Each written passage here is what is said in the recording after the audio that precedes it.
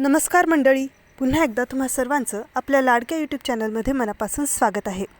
हुकुमाची राणी ही या मालिकेचा आजचा भाग खूपच भावुक करणारा होता. सुरुवातीलाच आपल्याला असं दिसतं की पोलीस जेव्हा सांगतात की हा डबा आम्हाला सापडलाच नव्हता, तेव्हा राणी तिथे येऊन सांगते की हा डबा मला सापडला. तेव्हा मालती रागावून विचारते, तुला काय गरज होती हे सगळं करायची?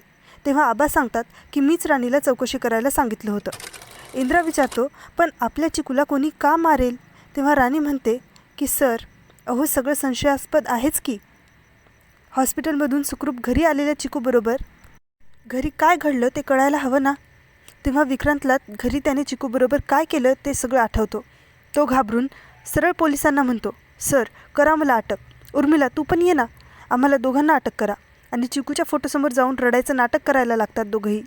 मग पुन्हा पोलिसांकडे जाऊन विक्रांत म्हणतो, सर मी न केलेला गुन्हा मी मान्य करतो. आता कसलीही चौकशी न करता मला अटक करा. या लोकांमध्ये नाही राहायचं आता मला.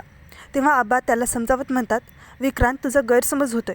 तेव्हा उर्मिला रडत नाटक करत म्हणते, आज संशयाची सुई या राणीने आमच्यावर फिरवली, उद्या मालती आई तुमच्यावर सुद्धा फिरवेन. कारण सगळ्यांसमोर तुम्ही हिला चिकूच्या मृत्यूसाठी जबाबदार धरलं ना, त्याचा सूड उगवते ही. आज जरी सगळ्यासाठी आम्ही जबाबदार वाटत असलो तरी या सगळ्यांमागे या राणीचाच प्लॅन आहे. आता मालती तोंड उघडते, एक कार्टे तू का केलंस हे सगळं? कोणी सांगितलं होतं तुला हे करायला? आणि इंद्रासुद्धा राणीला रागावतो की तुझं हे वागणं मलाही पटलेलं नाही. या चौकशीमुळे सगळ्यांच्या जखमा ताज्याच राहतील. आणि पोलिसांना केस क्लोज करायला सांगतो. पोलीस गेल्यावर विक्रांत आणि उर्मिला चिडायचं, दुखावल्या गेल्याचं नाटक करत घर सोडून जायला निघतात. ते पाहून इंद्रासुद्धा राणीला म्हणतो, तू चुकलीस राणी. राणी बाहेर जाणाऱ्या विक्रांत आणि उर्मिलाला अडवते. हात जोडून विनवण्या करून माफी मागून राणी त्यांना थांबायला सांगते. इंद्रा, मालती, आबासुद्धा त्यांना परत येण्याची विनंती करतात. तेव्हा उर्मिला म्हणते, सगळे मोठे म्हणतायत म्हणून आम्ही परत येतोय, पण यापुढे आम्हालाही घरातलं माणसं समजून वागावं काही जणांनी. तेव्हा मालती म्हणते, तू काळजी करू नकोस उर्मिला, आता मी या लोकांना त्यांची योग्य जागा दाखवून देणार, असं ती राणीलाच म्हणत असते. सगळे आत जातात. तेव्हा मालती राणीकडे जाऊन तिला धमकी देते की पुन्हा तुझं नसलेलं डोकं चालवायचा प्रयत्न केलास ना, तर तेच डोकं मी फोडून ठेवेन. इकडे विक्रांत उर्मिला खूप खुश होत असतात. एका दगडात आपण 3 पक्षी मारलेत आज. आता पुढचा नंबर त्या राणीचा, असं विक्रांत उर्मिलाला सांगतो. तर तिकडे इंद्रा पहिल्यांदाच राणीवर खूप चिडलेला असतो. राणी तिची बाजू समजवण्याचा खूप प्रयत्न करते, पण इंद्रा म्हणतो, तुला फक्त तुझाच मुद्दा खरा करायचा आहे ना, तुला का कळत नाही आहे मी काय सांगतोय ते? इंद्राचा राग जराही शांत होत नसतो. ते पाहून राणी तुटते.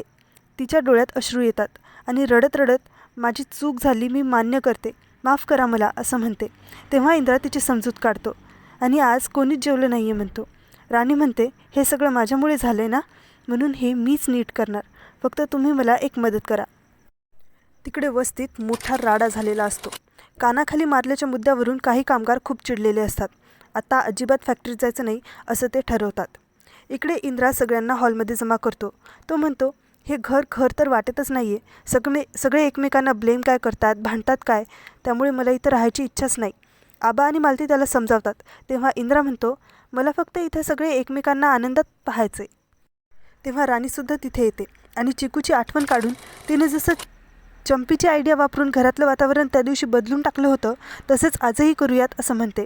ते सगळं ऐकताना तर मालतीच्या डोळ्यांसमोर सारखा चिकूचा आनंदी हसरा चेहरा तरळत असतो. त्या दिवशी ज्या सिक्वेन्सने सगळे चंपीसाठी बसलेले असतात, आजही तसेच बसतात. पण मालतीसमोर बसलेली चिकू आज नसते. तिचं मन दुःखानं भरून येतं. डोळ्यातून झरझर धारा वाहत असतात.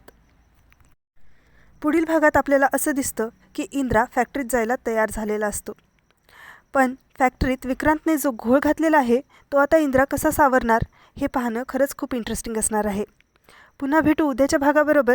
तोपर्यंत आनंदी रहा, काळजी घ्या.